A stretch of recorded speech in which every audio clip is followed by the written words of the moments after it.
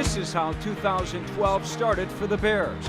A loss on New Year's Day and an injury to Brian Urlacher, ending a season that had started so well.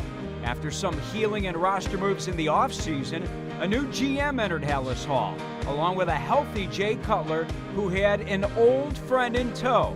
Brandon Marshall set a new Bears record for receptions in 2012, and the revitalized Bears look to go deep into the playoffs after a 7-1 start. But injuries plagued the Bears again, and the team is fighting to reach the playoffs in an attempt to right the wrongs of a year ago. Rose is hurt. He's holding that knee. The Bulls season ended just as the Bears did, marred by an injury to their star player.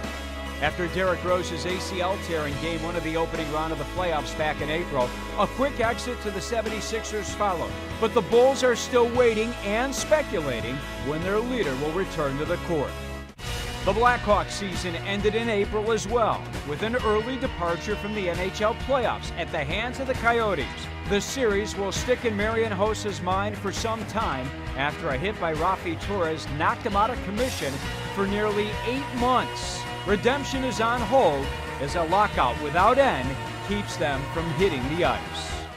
The White Sox road to the postseason looked like a sure thing, filled with all the highlights a push for a championship is supposed to have. It's a perfect day for Philip Humber! Number 400 for Adam Dunn.